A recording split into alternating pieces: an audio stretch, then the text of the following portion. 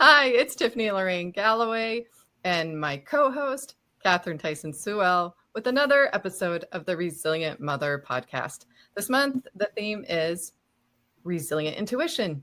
You know. And our guest today is Kai. Kai, thank you so much for being here. Please tell us more about you. Thanks so much for having me here. I am a resilient stepmom. I love that title, by the way. Stepmom is an honor over here.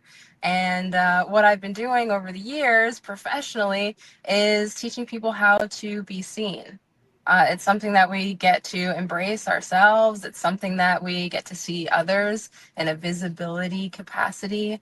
And also, it's something that's really important for kids to understand growing up, that they get to be seen, heard, understood. And so do us moms at whatever capacity we're doing that in. I love that. I love that, especially with our theme, Tiffany, because intuition is something that moms tend to have anyway, but being a stepmom, it's almost like it's amped up a little bit more, right? Because you got to be like on, like, you know what I mean? Like you're in this almost like this really blessed space. And so that's where your intuition would definitely be on overdrive a lot of the times. And so that's awesome. I love that. And I'm so happy you joined us for sure. Thank you. Thank you. And you're absolutely right. There's 6 or more. There's more, actually. There's 8 grandparents in the picture. There's, bonus parent, over here. So there's a lot. I get to tap into a lot of people and see how it is that I can positively create an impact. Good stuff. When I heard you talking, I was thinking about how as we get into honoring who people are in our lives is helping them learn how to trust their intuition, because you can't really put yourself out there until you know who you are. And that must be really interesting as a step parent. I'm not one myself.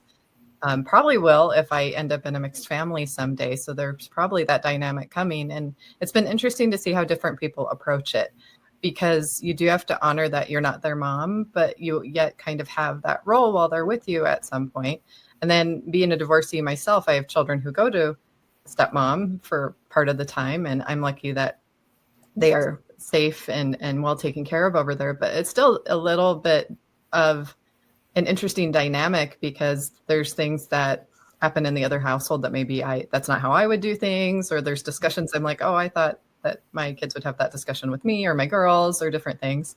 And so I've been blessed that like things like them coming into womanhood has happened at home. I'm really happy that happened while they were home with me.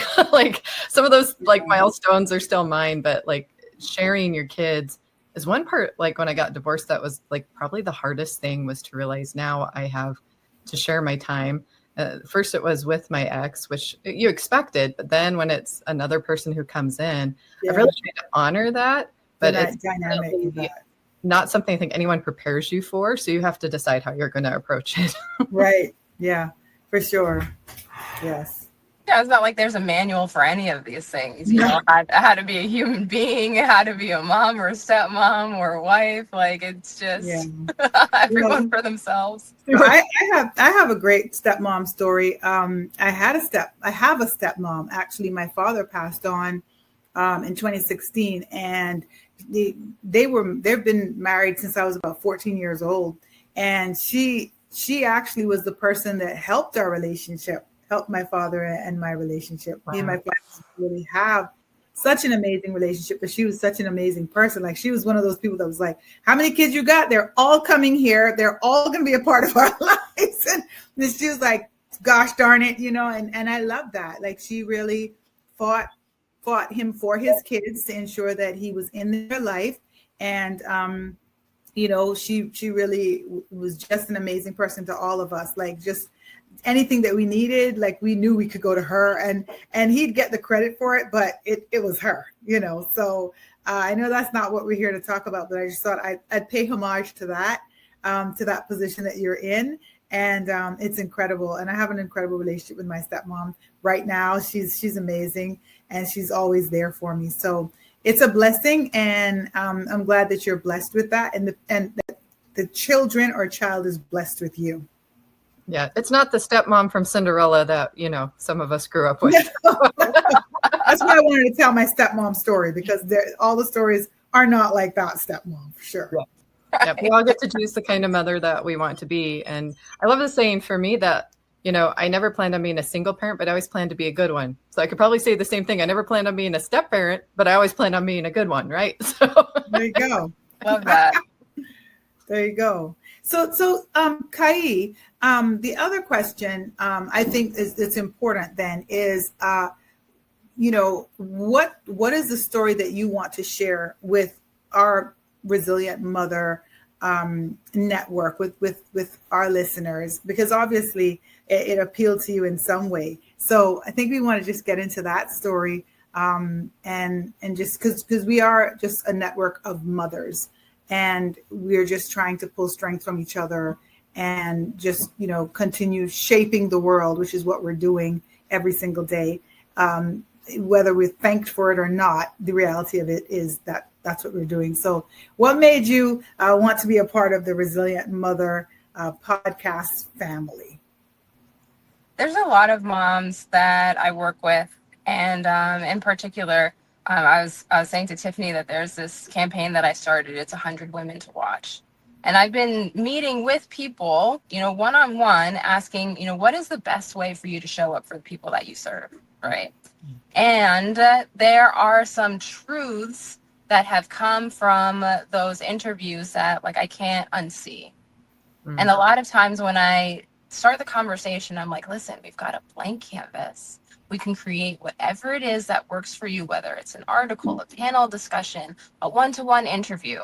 The one thing, the most common answer that I've gotten when I say, hey, we can choose from any PR opportunity to create something that would really help you, the most common answer is, I have no idea. I don't know.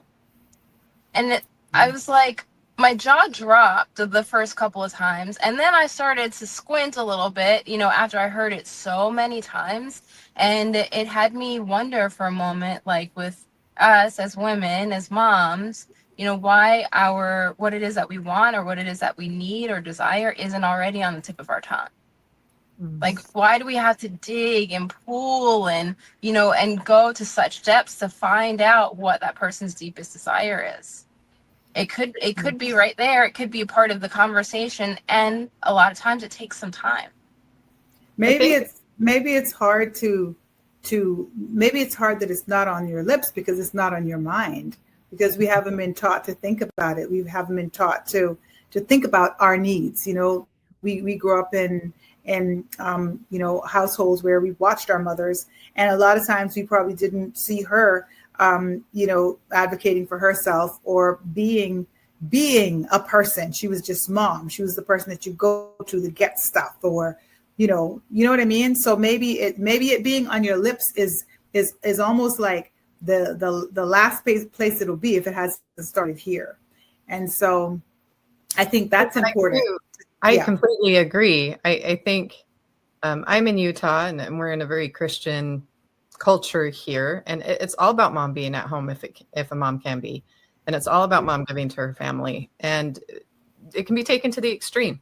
And I think the moms that do the best actually do something that gives back to themselves. It's that idea of the oxygen mask on first, filling your cup up first. And I think that they forget, with all the hats that we wear today, we're often expected to work and be mom and do this and do that. And the hustle of being all of these things, we lose that intuition of who we are at our core.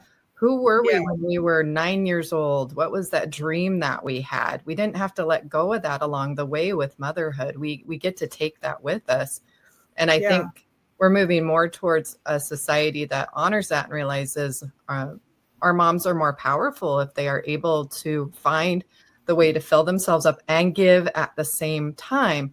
Otherwise, we have burnout. Otherwise, we have depression. Otherwise, we don't get where we want to go and wake up one day and wonder why. Or even divorce. We raise the kids and then we look at each other and we don't know who each other is anymore. That comes from not being true to your intuition and remembering to fill yourself up along the way.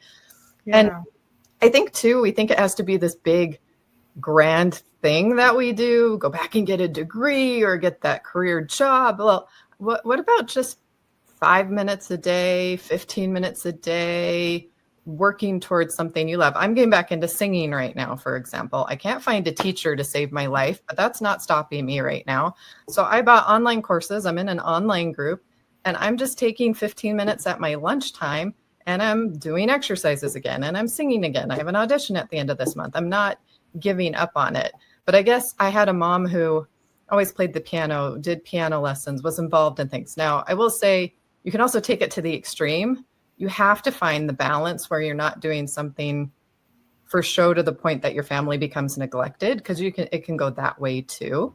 Right. Especially when we've got a society that wants to do all the highlight reels and look like they're the perfect Pinterest perfect mom.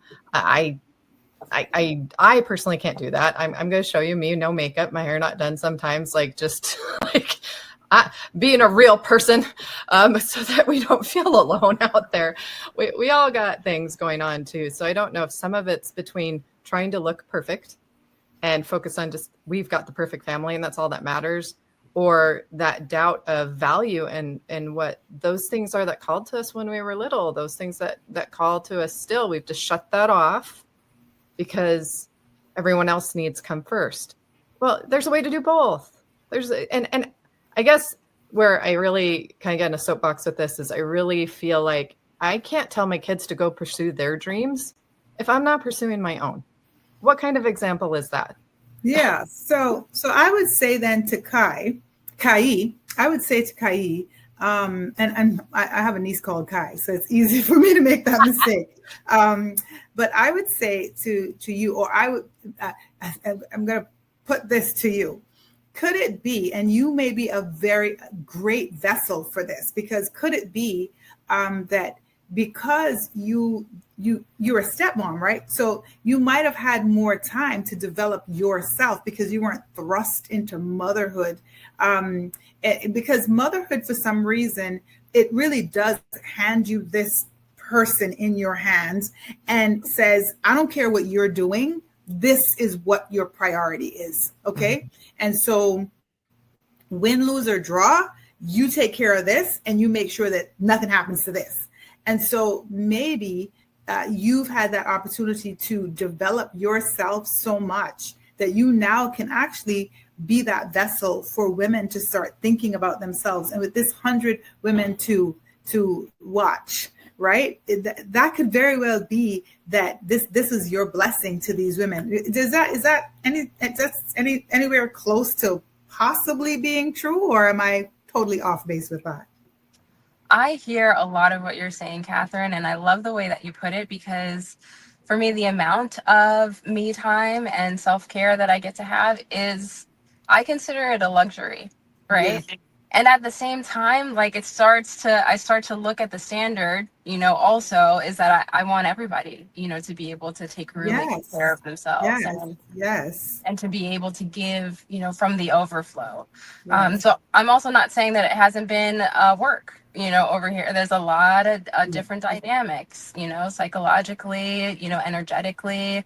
It's a lot of work to do what it is that I do over here. And like, this is also the embodiment of abundance, for this child, to have so much love in his life.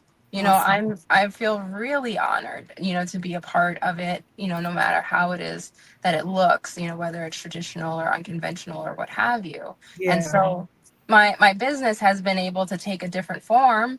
I've been able to be more involved than most, probably, which is why I can afford the time to have conversations with hundreds of women. That's incredible. That's incredible. I love that. I really, really love that. In fact, I was just thinking to myself, like, ooh, what can I do in the Cayman Islands for that? Because that's amazing. I love it, right? Because I do believe that that's what we need to be for each other. And when you said it's a lot of work, we know it's a lot of work because you're a woman. Women have work. I'm sorry. And this is not negating what men do. Men have a lot of work too. They have their different work and we have our different work. So most definitely. When Tiffany was talking and she said, when you were at 9 years old, what did you think? Like I went straight back to 9-year-old Catherine, who is from the Cayman Islands. At that point, I had lived in New York for 3 years. I went to New York when I was 5. So I was there until I was 8.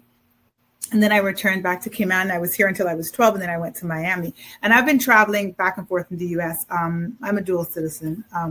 And I was thinking about 9-year-old Catherine, and I don't think for a second 9-year-old Catherine thought anything about what her life needed to look like. It was there was so much male dominated, examples or ideas in our life that you kind of felt like, oh, well, it's them that's thinking, and you're going to get married.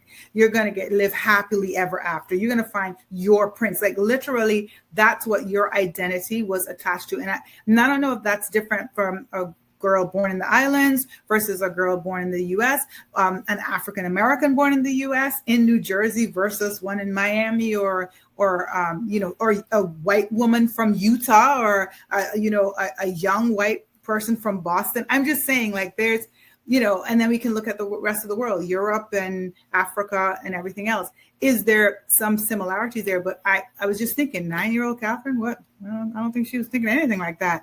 So wouldn't that be great if that's something that we are able to help a 9-year-old girl think about herself and her dreams, so that it's easier for it to get to the lips because it's here. You know what I mean? I was just thinking about that. Maybe maybe a lot. I'm sorry, but when you said it, I think that goes to the resilient intuition thing. Like as a step parent, as a mother in those relationships, we want to be able to honor someone's dreams. We want to honor who they are. I think we want to nurture. So when we see someone's potential, we want to bring it out. Are we doing that with our young women at a younger age? They're exposed to so much now. I can't believe the stuff my kids have been exposed to. I was not exposed to till I was like 16, 17, 18 years old, and they're getting exposed to it at 7, 8, 9. Like, it's never too early now to have those kind of conversations. But I think the reason I said 9 years old is just that was around the time I decided I wanted to play the piano. And my mom wouldn't teach me, so I just decided to teach myself. But that's just me. But there was definitely all this idea. There was this ideology of the traditional family was going to solve all my problems. So it didn't matter if I wanted to play the piano. It didn't matter if I wanted to do these other things. As long as I found a good husband, then that's all that mattered. 2 divorces later, no. I think in a way, that's why I have to hold on to those other parts of me that are who I am, as I've discovered what's not a healthy relationship. What is a healthy relationship? What is my family trauma? What are the things I'm healing? So I do come from a place of doing a lot of work, but I'm raising these girls now, and I am really they're going to get an education. They're going to make sure they have their own money. They're going to make sure they're independent. They're not going to become codependent on needing to be in a relationship and expecting that family is just going to be the answer. And that's the world we live in today. They need the opportunity to have choices. I had a lot of choices lost because of this ideology of, well, when you get married, everything will be fine. Not at all preparing me for, it's going to be abusive, or it's going to be a financial ruin, or it's going to be like, the things that came. We're never prepared for it, right? But could we prepare the next generation better? I mean, could we just honor, you're interested in that. Okay, let's help you find a teacher. Let's help you develop the skill so that you have a skill besides the natural skill you may have or not have towards motherhood someday. Or if you do find the right person someday, maybe one of my girls is going to be single most of her life. Who knows? I instead of thinking there's one path anymore, or there's one kind of family, there are so many variations now and so many shades of gray. The one thing they need to be able to come back to is, who are they? What lights them up? So, because they get to take that with them into any relationship, any room, any opportunity. There isn't, I arrive at this point, I will be happy when I get married, or I will be happy when I have the degree, or I will be happy when I have this dollar amount. That mindset, I think, trips every woman or individual up today. So PR Rockstar School, what is it that you do, and how did you, first of all, how did you come up with this name? And tell me what that name means, Kai, and what it is that you do every day with these 100 women to watch. Yeah, because what Tiffany was just saying really ties into that. And I love that you brought up the relational complexity and did not collapse that, into, oh, I'm just, a mom, or I'm just, X, Y, and Z, or my daughter is just skilled in, like, we can have many skills and we can have many desires. And also we can wear many hats, like Catherine was saying earlier. So when it comes to that point, and this is what PR Rockstar School is about, where we get to move forward and advance, our identity, our persona, who it is that we are for the public, right? Then we get to also learn to not collapse the complexity, of who it is that we are into just, insert the blank and, insert something in there, right? We actually get to honor the entirety of who it is that we are in the choices that we make moving forward. And what really exemplifies this for me is I'm reminded of an exercise, and I don't own, this exercise, but it was really cool, where there are people, in a workshop room, that one person was brought up to the front and they were asked vanilla or chocolate. And then they would say vanilla, and then the person would say why, and they would say because it's widely available, and then they'd be like, nope, go sit back down. And person after person, they would come up and they would say vanilla or chocolate, right? And then they would give this reason, why they chose what they chose. And sometimes it was convenience, sometimes it was nostalgia, sometimes it was X, Y, or Z. But the point is that we simply get to choose. We don't have to have a reason. Maybe your daughter chooses clarinet, right? And all of a sudden she has to give this reason why. It may be because grandma did or grandpa, did in the past. But we don't have to subscribe to that. We can just choose clarinet because we choose clarinet. So when I sit in front of someone and I'm like, hey, okay, panel discussion or one-on-one interview. And it's like, oh, here's another common answer. I want to save space for the one-on-one interviews for people who really need it. Hello, you are a people too. You can have that choice simply because you choose, right? If someone says Oprah or Iyanla, it's like you just choose. You don't have to justify it, explain it, have it be the best for everyone else who's in the place. Just choose. So that's the exercise that we get to do every day in PR Rockstar School, because also it's available to us. We can actually have it. We're not just choosing for the sake of choosing. Like, these things are more attainable than people understand that they are. I think the people that are most successful in business and in life know how to make choices quickly because they don't obsess with if it's the right choice or not. You'll find out if you move forward with action. I think a lot of people are frozen, and I know I've struggled with this of trusting my intuition on making the choice or realizing at least it's moving me forward. I'll find out one way or the other. But if I stay frozen, just do something. I'm failing because I'm not moving. just move, just do something. And with movement, you get closer to not only your goal, but because even if you don't know your goal, you get closer to clarity. You get closer to what you want, what you might not have thought that you wanted a particular thing. You might be confused, but the movement alone gets you in spaces, gets you talking to people. It gets you touching certain objects, certain things, people touching you. And then, there's like, it's getting a little bit clearer. And I always say that as well. Tiffany, you and I, we do refer back to the Bible quite a bit when we do have discussions. And there's one that comes to mind, be still and know that I'm God.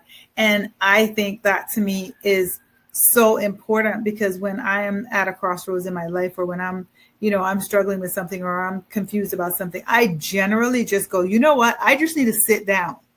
I just need to lay down. I just need to rest, because I know when I wake up, somehow it's become clearer. So sometimes, that stillness is so important, but also that movement, like just put one foot in front of each other, just one foot in front of the other, just keep it moving. And